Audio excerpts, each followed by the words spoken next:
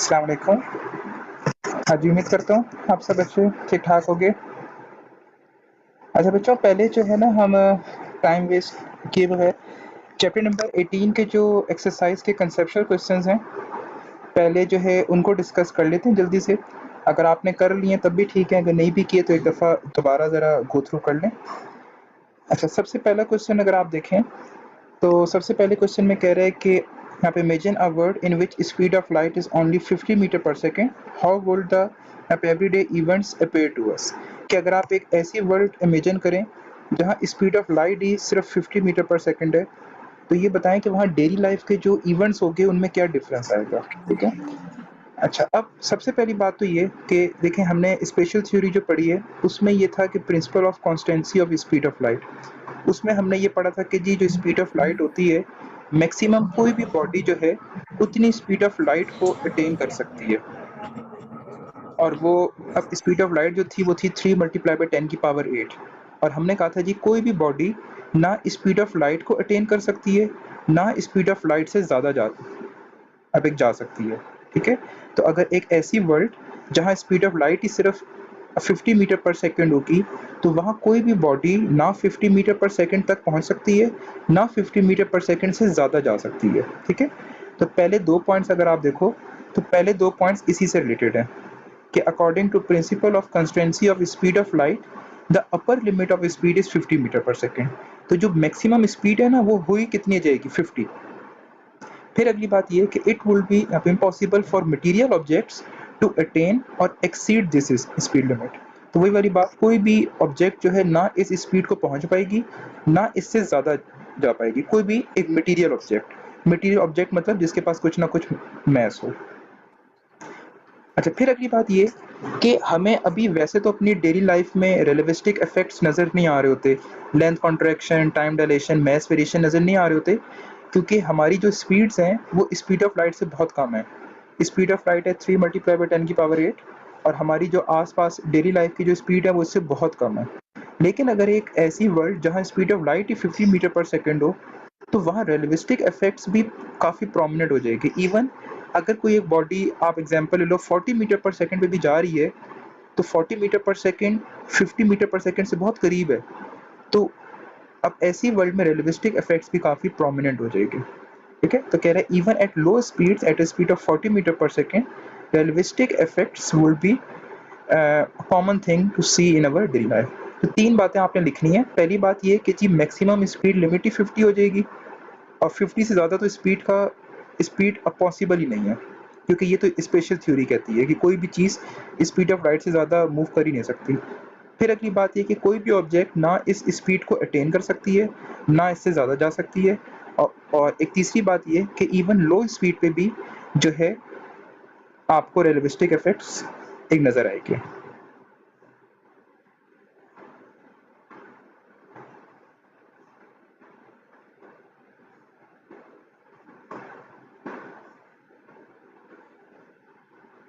एक minute.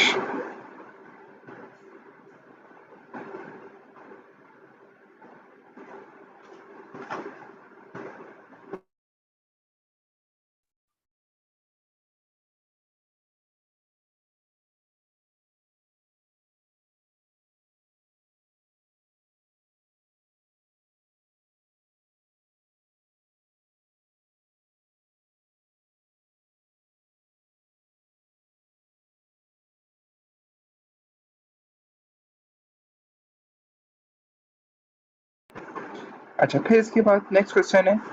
Next question ये है कि जी कि कुछ स्टार्स हमें रेड नज़र आते हैं, कुछ स्टार्स हमें ब्लू नज़र आते हैं, तो बताएं किन स्टार्स का टेम्परेचर ज़्यादा होगा। ठीक है। अच्छा, अब वैसे कॉमन ऑब्जर्वेशन हमें ये होती है कि जी स्टार जो हमें रेड नज़र आएगी उनका टेम्परेचर ज़्यादा होगा और ब्लू वालों का टेम्परेचर कम होगा। लेकिन मॉडर्न फिजिक्स इसके डिफरेंट बात कहती है, और इसको समझने के लिए हम हेल्प लेंगे वेन डिस्प्लेसमेंट लॉ। अब वेन डिस्प्लेसमेंट लॉ हमने पढ़ा था ब्लैक बॉडी के टॉपिक में कि a wavelength multiply by temperature is equal to constant. इसी को अगर हम रीअरेंज करें फॉर टेम्परेचर, तो रिलेशन आया कि temperature is equal to constant over wavelength. अब ये रिलेशन हमें ये बता रहा है कि जी टेम्परेचर और वेवलेंथ का इन्वर्स रिलेशन है। मतलब जिस बॉडी की वेवलेंथ ज़्यादा होगी, जो बॉडी ज़्यादा वेवलेंथ एमिट करती होगी, हायर वेवलेंथ एमिट करती होगी, उसका टेम्परेचर कम होगा, ठीक है।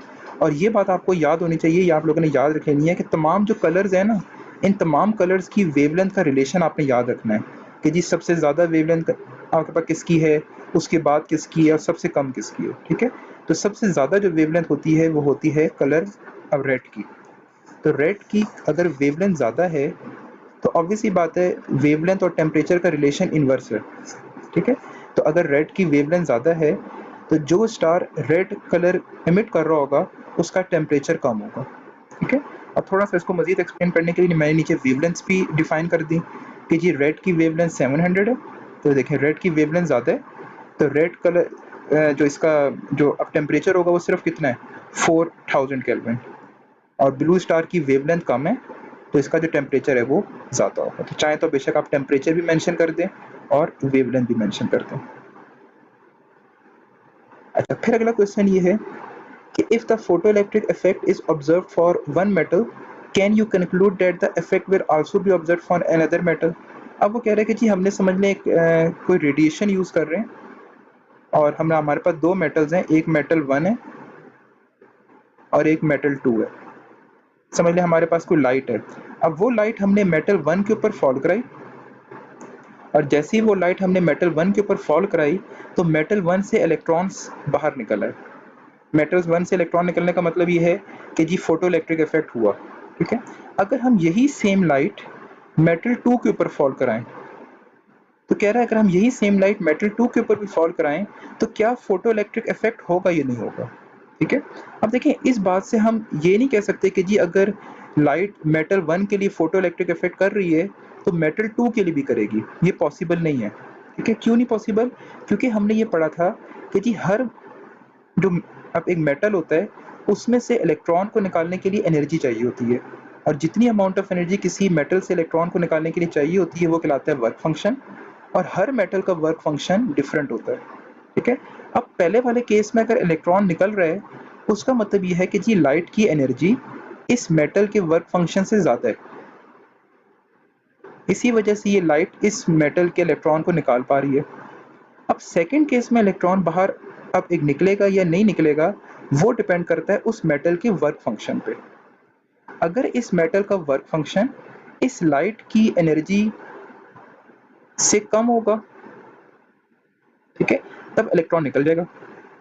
लेकिन अगर इस मेटल का वर्क फंक्शन इस लाइट की एनर्जी से भी ज़्यादा होगा, जिसमें मैंने कहा जी समझ लें इस मेटल का वर्क फंक्शन है 5 जूल और मैंने कहा जी इस लाइट की एनर्जी है 3 जूल, तो अब देखें इस केस में इस मेटल का वर्क फंक्शन ज़्यादा है तो ये लाइट जो है इस मटेरियल से इलेक्ट्रॉन नहीं निकाल पाएगी और फोटो इलेक्ट्रिक इफेक्ट नहीं होगा, ठीक है। तो क्वेश्चन ये कह रहा था कि जी अगर एक लाइट किसी एक मेटल के लिए फोटो इलेक्ट्रिक इफेक्ट कर रही है मतलब इलेक्ट्रॉन निकाल रही है तो क्या वही सेम लाइट किसी दूसरे मेटल के लिए फोटो इलेक्ट्रिक इफेक्ट कर सकती है नहीं कर सकती। तो आप कहोगे कि जी ये कंडीशनल नहीं है, मतलब ये बात कोई फिक्स नहीं है कि अगर वो मेटल 1 के लिए कर रही तो मेटल 2 के लिए भी करेगी, वो डिपेंड करता है। और वो किस पे डिपेंड करता है? उस सेकंड मेटल के वर्क फंक्शन पे। अगर उस मेटल का वर्क फंक्शन उस लाइट की एनर्जी से कम होगा तो फोटो इलेक्ट्रिक इफेक्ट ऑब्जर्व होगा, और अगर नहीं तो देखिए ये कह रहे हैं no it is not conditional as we know that ejection of electron from the metal surface depend upon the work function, as different metals have different work functions, so it is not necessary that a photon of light emitting electron from one metal will always emit electron from other metal। तो कह रहे हैं लाजमी नहीं है कि अगर एक लाइट एक मेटल से इलेक्ट्रॉन निकाल रही है तो वो दूसरे मटेरियल से भी निकालेगी। फिर अब कंडीशन क्या है? कह रहा है if work function of other metal is greater than the energy of photon then electrons are not emitted, but if the work function is less than energy of photon then electrons are emitted, ठीक है। अच्छा, question number 4 ये है, question number 4 में कह रहा है जी does a light bulb at temperature 2500 Kelvin produce as white light as the sun at 6000। अब देखें ये हमें पता है कि जी जो सन है, सन की जो सरफेस का टेम्परेचर है वो 6000 केल्विन है, ठीक है। अब कह रहा है जी अब एक जितनी लाइट सन 6000 केल्विन पे एमिट करता है, जितनी वाइट लाइट सन 6000 पे एमिट करता है, क्या उतनी ही लाइट एक लाइट बल्ब 2500 केल्विन पे एमिट अब करेगा या नहीं करेगा, ठीक है। अच्छा, सबसे पहली बात तो आप जो इस तरह के क्वेश्चंस होते हैं ना जिनमें पूछेगा कि जी होता है या नहीं, सबसे पहले तो आपने हाँ या ना में आंसर बताना है। सबसे पहले तो आप कहोगे no, a light bulb at 2500 kelvin does not produce as white light as sun as 6000। क्यों नहीं एमिट करता है देखें। अब असल में वाइट लाइट का मतलब है ब्राइटनेस। अब एक बात याद रखिए, अब किसी भी चीज़ की जो ब्राइटनेस होती है वो डिपेंड करती है इंटेंसिटी ऑफ लाइट पे। ठीक है, हम कहते हैं जी इस चीज़ की इंटेंसिटी ज़्यादा है मतलब इस चीज़ की ब्राइटनेस ज़्यादा है, इस चीज़ की इंटेंसिटी कम है मतलब इसकी ब्राइटनेस कम है। तो पहली बात ये कि जी किसी भी चीज़ की ब्राइटनेस डिपेंड करती है इंटेंसिटी पे। ठीक है, और इंटेंसिटी खुद डिपेंड करती है टेम्परेचर पे। ठीक है, तो वही कह रहे हैं कि this is because brightness of light depends upon intensity of light and sun at 6000 Kelvin has greater intensity than light bulb। अब मैंने आपको कहा ना कि जी ब्राइटनेस डिपेंड कर रही है इंटेंसिटी पे और इंटेंसिटी डिपेंड करती है टेम्परेचर पे।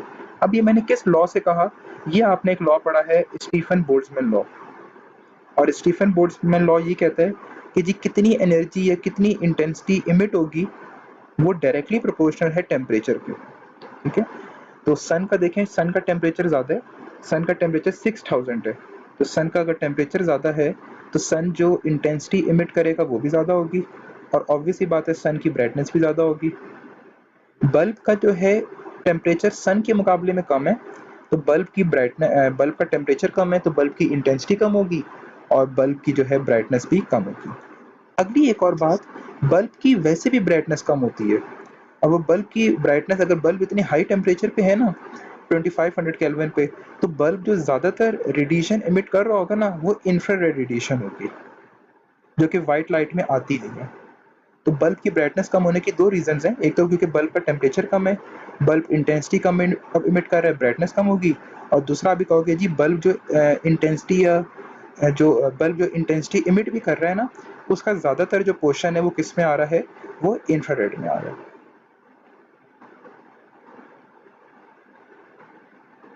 ठीक है, अच्छा कोई अगर आपको कोई क्वेश्चन हो ना तो बेशक मुझे आप चैट में मैसेज कर दिएगा कि सर ये क्वेश्चन बता दें या जो भी आपको क्यूरी हो। अच्छा, नेक्स्ट क्वेश्चन है, काफ़ी इंपॉर्टेंट है। क्वेश्चन नंबर 5 में कह रहे हैं जी a beam of red light and a beam of blue light have exactly the same energy. अब बीम क्या होती है, बीम हम कहते हैं कि जी लाइट ही को हम बोलते हैं लेकिन बीम में काफ़ी सारे फोटॉन्स होते हैं। ठीक है, तो वो कह रहा है आपके पास एक रेड लाइट की बीम है मतलब उसमें काफ़ी सारे रेड लाइट के फोटॉन्स हैं, और एक बीम आपके पास जो है वो ब्लू लाइट की है तो उसमें काफ़ी सारे ब्लू के फोटॉन्स हैं। अब दोनों के इस तरह मैंने कहा जी ये मैंने रेड लाइट की बीम बना ली और ये मैंने नीचे जो बना ली मैंने ये ब्लू लाइट की बीम बना ली। दोनों बीम्स के पास एनर्जी सेम है, दोनों की एनर्जी सेम है। अब कह रहे जी अगर दोनों की एनर्जी सेम है तो बताएं किसके पास ज़्यादा नंबर ऑफ फोटॉन्स होंगे। ठीक है, अब देखें आपने एनर्जी ऑफ फोटॉन का फॉर्मूला पढ़ा हुआ है, E इज इक्वल टू या तो एच एफ पढ़ा हुआ है या आपने पढ़ा हुआ है E is equal to H C over lambda, photon के लिए फॉर्मूला। तो हमने ये लिख दिया E is equal to H C over lambda, लेकिन ये फॉर्मूला है फॉर सिंगल फोटॉन। यहाँ पे देखें हम बात कर रहे हैं बीम की। ठीक है, तो बीम में तो काफ़ी सारे फोटॉन्स होते हैं, तो बीम में समझ लें n नंबर ऑफ फोटॉन्स हैं, तो फिर ये फॉर्मूला बन जाएगा E is equal to N H C over lambda, और n जो है वो स्टैंड कर रहा है नंबर ऑफ फोटॉन्स। ठीक है, अब देखिए आपने नंबर ऑफ फोटॉन्स निकालने हैं ना, तो आप इसी क्वेश्चन को रीअरेंज कर लो फॉर n। तो n के लिए आप इसी ऊपर वाली क्वेश्चन को रीअरेंज कर लो, बस आपने रीअरेंजिंग करते हुए मिस्टेक नहीं करनी। अच्छा, अब रीअरेंज कर लिया आपने तो इक्वेशन बन गई lambda E over H C. देखें अब ई देखें यहाँ पे ई भी कांस्टेंट है, क्यों? क्योंकि उसने क्वेश्चन में कहा हुआ है कि जी एनर्जी कांस्टेंट है दोनों की, तो इस केस में एनर्जी भी कांस्टेंट है, ई भी कांस्टेंट है। एच तो क्या है, एच तो प्लैंक्स कांस्टेंट, ये तो वैसे ही कांस्टेंट है। सी स्पीड ऑफ लाइट, ये भी कांस्टेंट। तो अगर आप इस इक्वेशन में देखो तो ई भी कांस्टेंट, एच भी कांस्टेंट, सी भी कांस्टेंट। ठीक है, तो आप इन सब की जगह कांस्टेंट लिख सकते हो, ये जो मैंने क्वेश्चन सर्कल की। अब हमने चीज़ पढ़ी हुई अगर कहीं पे कांस्टेंट लिखा हुआ हो तो उसकी जगह आप क्या साइन लगा सकते हो, प्रोपोर्शनल। तो हमें एक बात ये पता चल गई कि जी number of photons n stand कर रहा है नंबर ऑफ फोटॉन्स, तो हमें एक बात ये पता चल गई कि जी नंबर ऑफ फोटॉन्स का वेवलेंथ के साथ डायरेक्ट रिलेशन है, मतलब उसके पास नंबर ऑफ फोटॉन ज़्यादा होंगे जिसकी वेवलेंथ ज़्यादा होगी। अब देखें उसने क्वेश्चन में जो कलर्स कहा हुआ है, कलर कहा हुआ है ब्लू और रेड। ठीक है, और अभी आपको मैंने एक बात ये कही कि ये बात आप याद कर लें कि रेड की वेवलेंथ सबसे ज़्यादा होती है तमाम कलर्स में, और उसने पूछा ही क्या है, ग्रेटर नंबर। तो आप कहोगे कि जी रेड की जो वेवलेंथ है, क्योंकि देखें वेवलेंथ और नंबर ऑफ फोटॉन्स में डायरेक्ट रिलेशन है ना, तो अगर रेड की वेवलेंथ ज़्यादा है तो रेड के पास नंबर ऑफ फोटॉन्स भी क्या होंगे, ज़्यादा होगा। ठीक है, तो क्वेश्चन आपने पहले ये अच्छी तरह पढ़ना है कि जी वो ज़्यादा पूछ रहा है कम पूछ रहा है। अगर ज़्यादा कह रहा है तो फिर आप आंसर कहोगे रेड, क्योंकि रेड की वेवलेंथ ज़्यादा है तो रेड के पास नंबर ऑफ फोटॉन्स भी ज़्यादा होंगे। अगर कम फोटॉन्स कहेगा तो आप कहोगे ब्लू, क्योंकि ब्लू की वेवलेंथ कम है तो ब्लू के पास फोटॉन्स भी कम है। ठीक है, तो बस इसमें इसमें आपने मैथमेटिकल काम करना है, और फिर आपने जो है बस आपने ये चीज़ माइंड में लानी है कि एनर्जी और वेवलेंथ को रिलेट करना है। ठीक है, तो एनर्जी और वेवलेंथ को रिलेट करते हुए फ़ौरन आपके माइंड में एनर्जी का फॉर्मूला आना चाहिए, और जो चीज़ आपने निकालनी है उसके लिए रीअरेंज करके कांस्टेंट्स बना के और फिर उसको डायरेक्ट या इनवर्स रिलेशन है। इस तरह के काफ़ी सारे क्वेश्चन हैं इस चैप्टर में। अच्छा, नेक्स्ट क्वेश्चन है question number 6, why the rest mass of a photon is zero, कि फोटोन का हम रेस्ट मास जो है वो जीरो लेते हैं। ये वैसे हमने थ्योरी में भी पढ़ा था कि जी फोटोन का रेस्ट मास जीरो जो है वो क्यों होता है, तो उसके लिए हमने ये इक्वेशन यूज़ की थी, ये मास वेरिएशन की, और इसमें हमने पढ़ा था कि जी m जो होता है ये डायलेटेड मास होता है, या मास वेरिएशन m नॉट जो होता है ना ये रेस्ट मास होता है। तो आपने रेस्ट मास ही निकालना है ना, तो इसको आप क्रॉस मल्टीप्लाई कर लो, तो क्रॉस मल्टीप्लाई करके नीचे इक्वेशन बन जाएगी। ठीक है, फिर आपने देखा, अब हम बात हो रही है फोटोन की, और हमें ये पता है कि जी फोटोन कितनी स्पीड के साथ ट्रैवल करता है, फोटोन तो ट्रैवल ही करता है स्पीड ऑफ लाइट के साथ। तो आप v की जगह क्या पुट कर दो, c पुट कर दो, तो ये सी स्क्र आपस में क्या हो गए, कैंसिल हो गए, और ये सी स्क्र कैंसिल होके आ गया 1, तो 1 माइनस 1 कितना हुआ, 0, तो ये राइट हैंड साइड पूरी क्या बन गई, 0। तो इससे बाद ये प्रूव हो गई कि अगर कोई चीज़ स्पीड ऑफ लाइट के साथ मूव करती है ना तो उसका रेस्ट मास कितना होगा, 0। और ये बात मटेरियल ऑब्जेक्ट्स के लिए होल्ड करती नहीं है, ये बात होल्ड ही इलेक्ट्रोमैग्नेटिक वेव्स के लिए करती है, मतलब फोटॉन्स के लिए, क्योंकि फोटॉन स्पीड ऑफ लाइट के साथ मूव करते हैं और उनका जो रेस्ट मास है वो 0 होता है।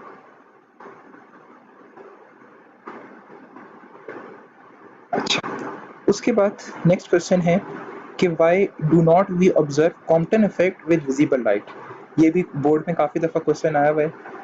देखिए हमने एक बात ये पढ़ी थी कि जी फोटो इलेक्ट्रिक इफेक्ट होता है विजिबल लाइट के लिए और अल्ट्रावायलेट के लिए, कॉम्पटन इफेक्ट होता है एक्सरेज के लिए, और पेयर प्रोडक्शन होता है अब गैमा रेज के लिए। ठीक है, अब तीनों में फ़र्क ये था, हमने कहा था तीनों में फ़र्क है एनर्जी का। Photo electric effect low energy process है, Compton effect moderate energy process है, और जो है pair production high energy process है। अब कॉम्पटन इफेक्ट भी कहते हैं या इसको स्कैटरिंग इफेक्ट भी कहते हैं। और स्कैटरिंग कहते ही किस चीज़ को है, स्कैटरिंग कहते ही इस चीज़ को है कि जिस तरह मैंने कहा जी ये मेरे पास एक एटम है, अब स्कैटरिंग कहेगी इस चीज़ को कि अगर कोई रेडिएशन आए, रेडिएशन इस एटम के साथ स्ट्राइक करे, अपनी कुछ ना कुछ एनर्जी इस एटम को ट्रांसफर कर दे और बकिया एनर्जी के साथ किसी एंगल पे डेविएट कर जाए, इस चीज़ को स्कैटरिंग कहते हैं। इस तरह कोई चीज़ आगे किसी चीज़ के साथ स्ट्राइक करे और स्ट्राइक करने के बाद अपना पाथ थोड़ा सा चेंज करके किसी और एंगल पे मूव कर जाए, इसको स्कैटरिंग कहते हैं। ठीक है, अब अब देखें वो कह रहे हैं कि जी इस कॉम्पटन इफेक्ट आप विजिबल लाइट के साथ क्यों नहीं कर पाते। देखें अब विजिबल लाइट के साथ क्यों नहीं कर पाते, क्योंकि विजिबल लाइट जो है, विजिबल लाइट की एनर्जी कम है। ठीक है, विजिबल लाइट के पास जो फोटॉन्स होते हैं उनकी एनर्जी कम है। ठीक है, एनर्जी कम होने से होगा क्या, ये स्कैटरिंग इफेक्ट नहीं कर पाएगा। देखें अगर किसी चीज़ के पास एनर्जी कम होगी ना तो होगा क्या, वो चीज़ जाके किसी मटेरियल के साथ स्ट्राइक करेगी और अपनी सारे की सारी एनर्जी उसी मटेरियल को ट्रांसफ़र कर देगी। और सारे की सारी एनर्जी क्यों ट्रांसफ़र कर दी, क्योंकि उस चीज़ के पास एनर्जी ही कम थी। तो अगर हम कॉम्पटन इफेक्ट में विजिबल लाइट यूज़ करें तो विजिबल लाइट किसी मटेरियल के साथ जाके स्ट्राइक करेगा और अपने सारे की सारी एनर्जी उस मटेरियल को ट्रांसफ़र कर देगा। तो फिर स्कैटरिंग का फिनोमेना तो नहीं हुआ। स्कैटरिंग के फिनोमेना में तो ये होता है कि कोई रेडिएशन आए, कुछ एनर्जी ट्रांसफ़र करे और बाकी और ये तभी कुछ एनर्जी तभी ट्रांसफ़र कर सकता है जब उसके पास अपनी एनर्जी बहुत ज़्यादा हो। ठीक है, तो देखें वही कह रहा है, it is because photons of visible light are low energy photons and low energy photons are not able to perform scattering phenomena। ठीक है, अब जो मैंने आपको बात बताई वो देखिए सारी वही लिखी हुई है। कह रहा है अगर आप low energy photon transfer all of its incident energy and momentum to the matter, तो अगर आप लो एनर्जी फोटोन मतलब अगर आप विजिबल लाइट यूज करो तो विजिबल लाइट अगर आप यूज़ करोगे ना, तो विजिबल लाइट अपनी सारी की सारी एनर्जी और मोमेंटम जो है वो ट्रांसफ़र कर देगा मैटर को, मतलब इलेक्ट्रॉन, क्योंकि हमने कॉम्पटन इफेक्ट में इलेक्ट्रॉन को डिस्कस किया था। और फिर वो जो विजिबल लाइट है, जब वो अपनी सारी की सारी एनर्जी ट्रांसफ़र कर देगी, तो विजिबल लाइट खुद क्या हो जाएगी, आगे बढ़ डिसिपेयर हो जाएगी। और इसका मतलब ये है कि वो विजिबल लाइट कंप्लीटली उस मैटर ने एब्जॉर्ब कर ली। तो कह रहे हैं so low energy photon is completely absorb by the matter.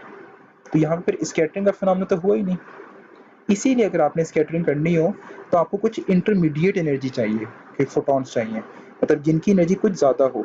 और उसकी फिर एग्जांपल में आता है एक्सरेस। और ये जो फोटॉन्स चाहिए, इनकी एनर्जी कितनी होनी चाहिए, ये हमने पढ़ा था कि जी 0.5 मेगा इलेक्ट्रॉन वोल्ट से ज़्यादा और 1.02 मेगा इलेक्ट्रॉन वोल्ट से कम होनी चाहिए। तो आखिरी पॉइंट ये कह रहा है कि for scattering photons of intermediate energy are always used, such that usually photons of X-rays, when such type of photons interact with matter, then it transfers a part of its incident energy to the matter and scattered themselves in other direction with rest of the। देखो वही कह रहे हैं कि अगर x ray के photon जाके किसी मैटर के साथ इंटरेक्ट करेगी ना, तो वो अपनी अपनी टोटल एनर्जी में से कुछ एनर्जी का हिस्सा उसको ट्रांसफर कर देगी और बकिया एनर्जी के साथ वो किसी एंगल पे स्कैटर कर जाएगी। ठीक है, यहाँ तक अगर कोई प्रॉब्लम है, कोई चीज़ पूछनी तो बेशक पूछ लें, क्योंकि मैं काफ़ी स्पीड से लेके चल रहा हूँ ताकि जो चीज़ डिस्कस करानी है आपको वो सारी डिस्कस हो सके।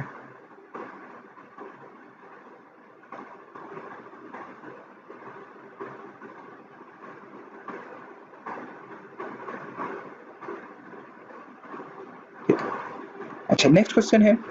नेक्स्ट क्वेश्चन भी बहुत इंपॉर्टेंट है। कह रहे हैं if electron and proton have same de Broglie wavelength, which particle has greater speed। ठीक है, अब कह रहे हैं कि जी इलेक्ट्रॉन और प्रोटॉन दो पार्टिकल्स हैं, दोनों की वेवलेंथ सेम है। अब कह रहा है कि दोनों की वेवलेंथ सेम है, तो बताएं स्पीड किसकी ज़्यादा होगी। अब देखें, अब फौरन आपने माइंड में एक ऐसा फार्मूला लाना है जिसमें स्पीड और वेवलेंथ रिलेट कर रहे हो। ठीक है, और ये फार्मूला सिर्फ एक ही फार्मूला है, वो है de Broglie वेवलेंथ या de Broglie हाइपोथेसिस। और de Broglie हाइपोथेसिस क्या कहता है कि जी lambda is equal to H over M v. अब देखें, आपने क्वेश्चन में निकालनी क्या है, उसने आपसे स्पीड पूछी है ना, तो इस फॉर्मूले को आप स्पीड के लिए रीअरेंज कर लो, मतलब v के लिए रीअरेंज कर लो। तो जब v के लिए रीअरेंज किया तो फॉर्मूला बन गया v is equal to H over M lambda. ठीक है, अच्छा अब देखें क्वेश्चन में उसने क्या कहा है। उसने क्वेश्चन में कहा है कि जी दोनों की वेवलेंथ क्या है, सेम है। तो लेमडा अब इस इक्वेशन में क्या हुआ, लेमडा अब इस इक्वेशन में कांस्टेंट हो गया।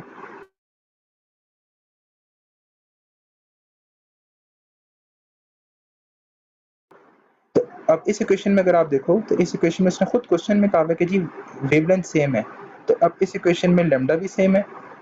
ठीक है, अब इस इक्वेशन में एच भी कांस्टेंट है, प्लैंक्स कांस्टेंट। ठीक है, तो आपने एच और लेमडा दोनों को कांस्टेंट कह देना है। तो ये दोनों कांस्टेंट है, तो आपने इसकी जगह एक ही कांस्टेंट लिख दिया और नीचे सिर्फ क्या बच गया, एम, मैस। ठीक है, अब आप पता है कांस्टेंट है, तो कांस्टेंट की जगह क्या साइन लगा दें, प्रोपोर्शनल। तो हमारे पास एक रिलेशन आ गया कि जी स्पीड का मैस के साथ क्या रिलेशन है, इनवर्स रिलेशन है। ठीक है, अब इस बात को माइंड में रखते हुए अब आप क्वेश्चन पे देखें। अब क्वेश्चन में हमारे पास पार्टिकल्स उसने हैं इलेक्ट्रॉन और प्रोटॉन, और पूछे किसकी स्पीड ज़्यादा होगी। अब देखें, उस पार्टिकल की स्पीड ज़्यादा होगी जिसका मैस कम हो। और ये बात तो आपको पता ही है कि प्रोटॉन और इलेक्ट्रॉन में किसका मैस कम है, इलेक्ट्रॉन का मैस कम है। तो अगर इलेक्ट्रॉन का मैस कम है तो इलेक्ट्रॉन की स्पीड क्या होगी, ज़्यादा होगी। और इस तरह का क्वेश्चन कोई ना कोई एक क्वेश्चन बोर्ड में आएगा जिसमें इसी तरह का आपने बस सिंपल रिलेशन करना है और रिलेशन से फिर आपने बताना है।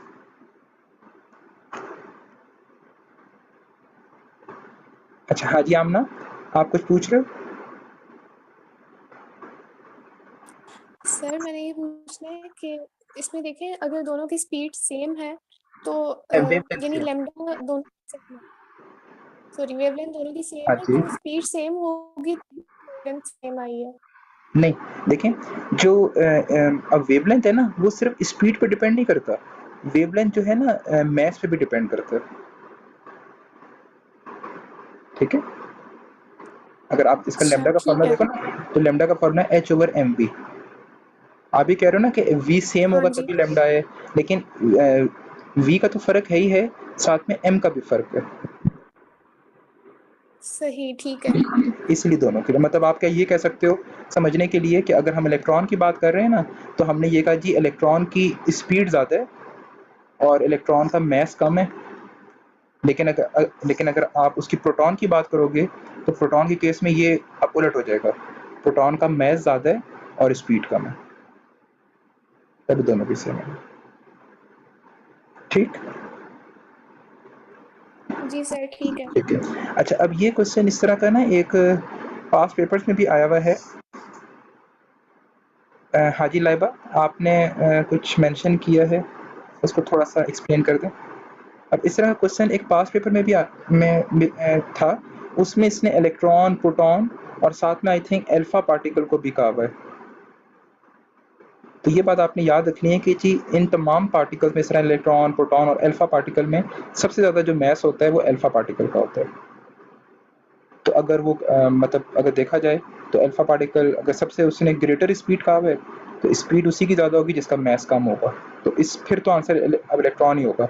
लेकिन अगर कहता है कि जी किस पार्टिकल की स्पीड सबसे कम होगी, तो उस पार्टिकल की स्पीड सबसे कम होगी जिसका मास सबसे ज़्यादा होगा, और उस केस में फिर अल्फा पार्टिकल बन सकता है।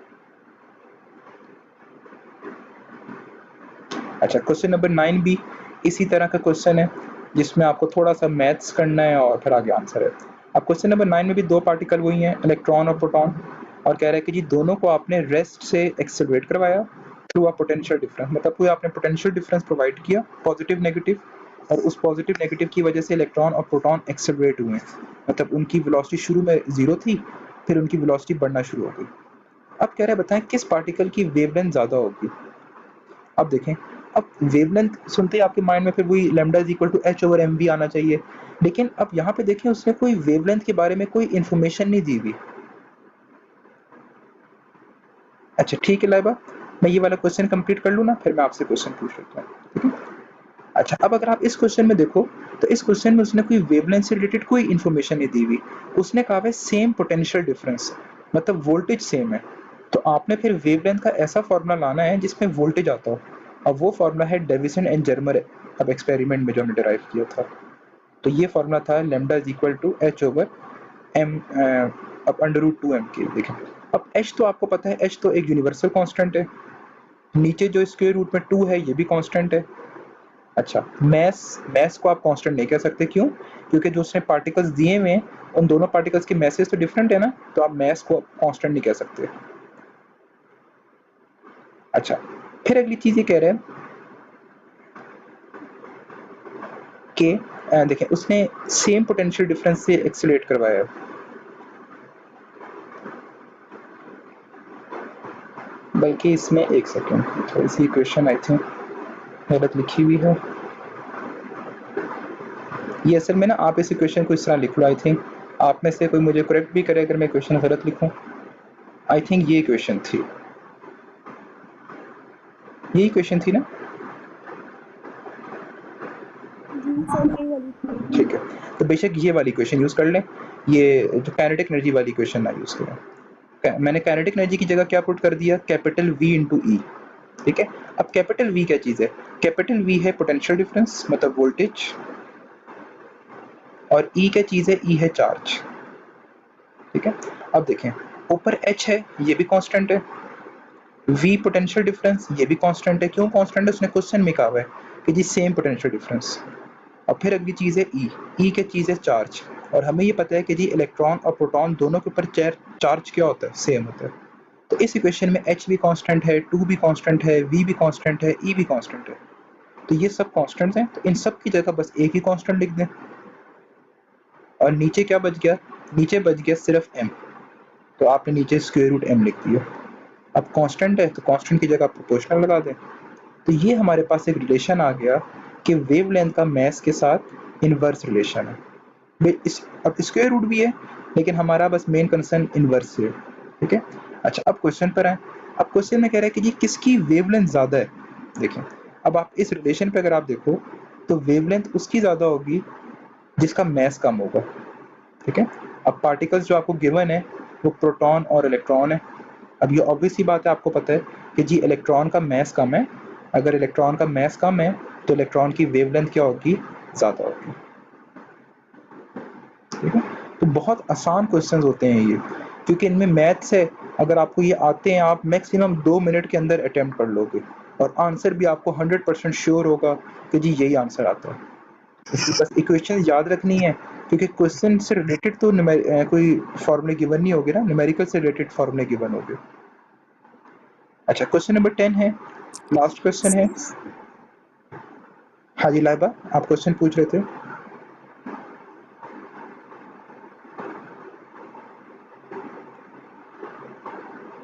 हाँ जी, कौन क्वेश्चन पूछ रहा था?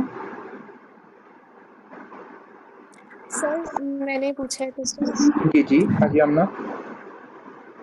सर इसमें देखें, हमें किस तरह पता लगेगा कि क्वेश्चन को मल्टीप्लाई करना है या डिवाइड करना है? नहीं, बात नहीं समझ आई आपकी। सर ये देखिए, ये इक्वेशन के अंदर जो हमने अच्छा, हाँ क्वेश्चन हाँ जिस ये हाँ नहीं। हाँ, ठीक है सर, ठीक है, बात समझ गया। अच्छा, कांस्टेंट को ना आपने हमेशा ऊपर ही लिखना है न्यूमरेटर में। देखें वैसे तो ऊपर यहाँ कांस्टेंट, ऊपर भी कांस्टेंट था, नीचे भी कांस्टेंट था ना, तो कभी भी ये नहीं होता कि हम ऊपर भी कांस्टेंट लिखें नीचे भी कांस्टेंट लिखें। हम मतलब ऊपर और नीचे सारे कांस्टेंट्स मिला के ना बस एक ही कांस्टेंट लिख देते हैं, और वो भी कहाँ लिख देते हैं हम, इस पे न्यूमरेटर में। तो ये बस आपने याद रखना है कि आपने हमेशा कांस्टेंट इस पे लिखना है, न्यूमरेटर में लिखना है, इससे कोई फर्क नहीं पड़ेगा। ठीक है। ठीक है। अच्छा लाइबा अगर हैं, तो लाइबा आप भी कोई क्वेश्चन पूछ रहे थे, वो कुछ काइनेटिक एनर्जी वाला।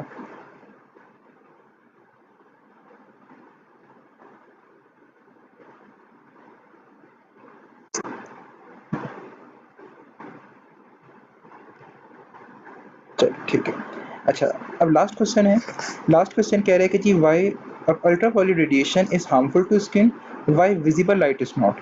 अब देखिए, अब कह रहे हैं अगर हम अपने हैंड्स के ऊपर या स्किन के ऊपर विजिबल लाइट फॉल करवाएं तो वो नुकसानदेह नहीं है, लेकिन अगर हम अपने हाथ के ऊपर अल्ट्रावायलेट रेडिएशन फॉल करवाएं तो वो नुकसानदेह।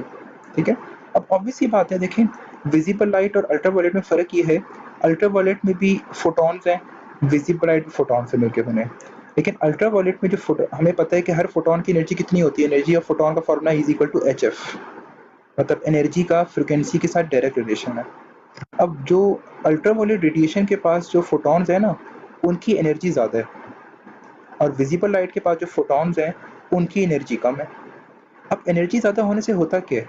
होता ये है कि जिसके पास एनर्जी ज़्यादा होती है ना, उसके पास अब एक आयनाइजेशन पावर भी ज़्यादा हो जाती है। और आयनाइजेशन पावर हमें पता है कि जी किसी भी चीज़ को पॉजिटिव नेगेटिव में कन्वर्ट करने की पावर। तो आप ये कहोगे कि जी अल्ट्रावायलेट जो है, इसके पास जो फोटॉन्स हैं उनकी फ्रिक्वेंसी ज़्यादा है, फ्रिक्वेंसी ज़्यादा होने की वजह से उनके पास एनर्जी ज़्यादा है, और एनर्जी ज़्यादा होने की वजह से उसके पास आयनाइजेशन पावर ज़्यादा है।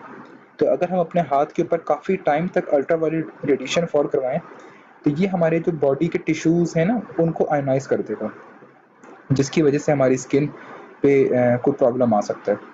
लेकिन जो विजिबल लाइट है, इसके फोटॉन्स की एनर्जी कम है। एनर्जी कम होने की वजह से जो है वो इसकी आयनाइजेशन पावर कम है, और ये तकरीबन ना होने के बराबर हमारे हाथ स्किन पे आयनाइजेशन इफेक्ट करते हैं। तो कह रहे हैं from quantum theory, beam of light consist of photons, the energy of each photon is proportional to frequency. As ultraviolet radiation has higher frequency, therefore its photons will possess more energy and high ionization power as compared to photons of visible light. The ultraviolet radiation is more likely to damage skin cells through ionization because of high energy and cause eye and skin diseases. ठीक है। अच्छा, class अभी and होगी 40 minutes बाद, तो मैं दोबारा link send करूँगा, तो आपने ज्वाइन कर, अगर कोई करना चाहे तो दोबारा ज्वाइन कर लीजिएगा। मैं वो इंपॉर्टेंट क्वेश्चन डिस्कस कराऊंगा जो मैंने फाइल में अपलोड किए थे। और लाइबा, मैं आपका क्वेश्चन ना अभी नेक्स्ट क्लास में देता हूँ।